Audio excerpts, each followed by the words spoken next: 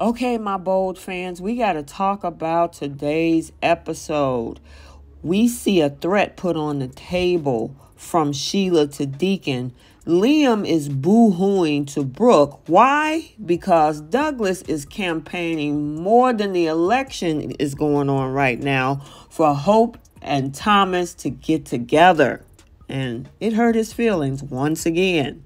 Welcome back to CBS Soap Dish Recap, where we recap everything CBS soaps, both the young and the restless, and the bold and the beautiful. This is your bold and the beautiful recap for October 28th.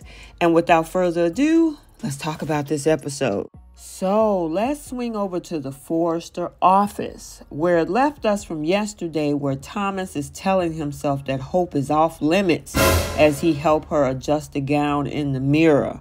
And yeah, Thomas is struggling with this. He is trying his best to keep Hope off his mind.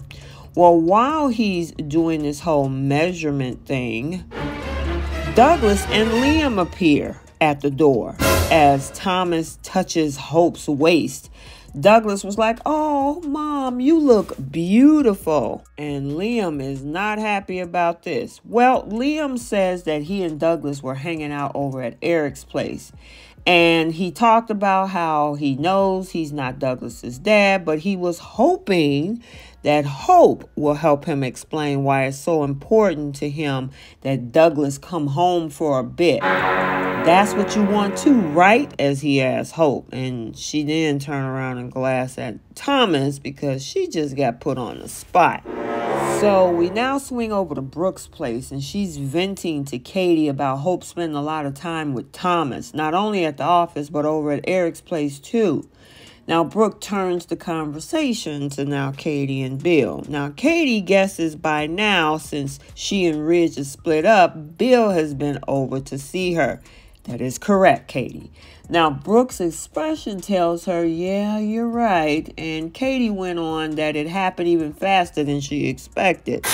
Now, Brooke explains that she don't want to be saved by Bill or anybody. She just wants her husband back.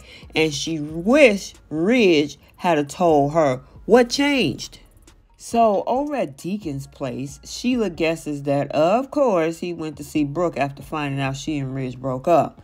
You couldn't get there fast enough, and he admitted it to it. Now, of course, Sheila is miffed as she's tossed her newspaper on the sofa, and he reminds her, well, look, I'm single. I can go wherever I want to. She is fuming at this point that he is dreaming if he thinks that he even got a shot with Brooke. Now, Sheila advises Deacon that the best thing for everyone is that he stay away from her. Now, Deacon wonders if Sheila is threatening him. Yeah, that's a threat, Deacon. Now, Sheila went on that it's just solid guidance, and if he keeps stalking Brooke, you're going to find out. Now, Deacon reiterates, that sounds like a threat. Now, Sheila just wants him to be realistic, and Deacon finds that Alaria is coming from her. Now, Sheila wants him to admit that after all of the nights that they've shared, that he could even be with Brooke. It wouldn't be the same. She can't hold a candle to me. Why don't you just admit it, Daddy? So now over at Brooke's place, she tells Katie that Deacon and Bill could have promised her the world and it wouldn't even made a difference. Now, she feels Bill would have acted differently if he thought that there was a chance with her, but Katie isn't buying it. Katie wants to give her heart to a man who can give her all of his, and went on, hey, there's got to be somebody out there. And Brooke was like, okay, are you seeing someone? Yeah, Brooke, you'll never guess who it is. But they switched the conversation. Brooke goes back to talking about how her marriage isn't the only one under attack. And now she also says that Hope and Liam's marriage is too. So we're back over at Forrester, and Douglas pushes in the stake even deeper because he protests that he does not want to leave Eric's house and go back to that cabin. Now, Hope tells him, look, we'll find a way to make it work. And Douglas went on as Douglas suggested that Hope and Beth could come and spend the whole weekend with him and Thomas at the Forrester mansion. Now, Hope reminds Douglas, like, look, we're working on a huge preview right now. And she and Thomas assures him that it'll happen right afterward.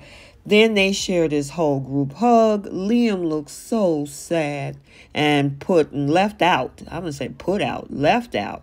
Yeah, so, you tried, Liam. The first time didn't work. The second time at the mansion didn't work. And this time over at Forrester, you really, really got your feelings hurt. You should have just let the boy told you what he didn't want to do. Let them figure it out. And unfortunately, you wanted an answer. You definitely got one, and now you got to deal with. But you know where he's headed to next, and we'll talk about that in a little bit. So we head back over to Deacon's place, and he is fine with not talking about Brooke or anything else and tells Sheila to put it far out of that twisted little mind of hers. And they joke about what she did today, the same thing she do every day, stare at her walls, watch her soaps, no pun intended, and wait for him to come home. She exists for him. You are my whole world. She could have left town, which would have probably been easier and less stressful, but she needed to be there close to her son and grandson. And Deacon goes on about her cutting off her toe to make it happen. And Sheila tells Deacon he drives her crazy, you sexy thing. And she never will be able to repay him for what he's done. But she's going to try. And they get into kissing passionately. So we're back over at Brooke's place, and Katie is offering to keep an eye on Hope at the office, and her sister is so grateful. Of course she is. Now she questions Katie about this new man in her life again, and Katie promises as soon as there's something to tell, she and Donna will be the first ones to know. All of a sudden, in the middle of a girl conversation, enters Liam. Okay. And of course, when Liam arrives, Katie takes off, asks, her son-in-law what's going on. And then Liam starts whining about the fact that Hope and Douglas are doing exactly what Thomas wants them to do. Now, Liam tells Brooke about the visit to Douglas at Eric's place and asking him to come back home. Now, she was definitely encouraged by that. But Liam explains Douglas wanted to go discuss it with Hope and Thomas. You left out some parts, Liam. Tell the whole story. Now, when they arrived, Thomas had his hands on Hope doing the whole designer thing. Now, he can't understand how Hope can stand to even have him so near to her. Now, Brooke, of course, flashes to finding out that Hope thinks Thomas is hot. They kind of sadly talked about how Hope is forgetting about the past. Liam feels Douglas is helping Thomas and relays that the boy asked if they could all spend the weekend together without him. Brooke is appalled, and Liam says it feels like more is going on here, and he's freaked out because he's trying to look out for his family, but ain't nobody listening to him whining. So back at the office, Hope and Thomas is spending time with Douglas, who, of course, he is enjoying hanging out with the two of them together. He says how much he loves them and wish that they loved each other as well. So is this, Douglas saying all this on his own because he really likes the chemistry between the situation? Or is he being manipulated? It's a good question. But we got to stay tuned because Monday's episode is Sheila's 30th. I think it's her 30th anniversary as Sheila Carter, meaning Kimberlin Brown. So we got a very special Sheila Halloween episode. But we got to stay tuned. Also stay tuned for the spoilers because look like next week, Thomas and Hope's attraction get even deeper. So we got to stay tuned. Okay, so there you have it, your bold and the beautiful recap for Friday, October 28th, 2022. Stay tuned for the Young and the Restless recap also for today, and also the spoilers for both shows this weekend. And until the next video, like, comment, and subscribe, and we will see you soon. Bye.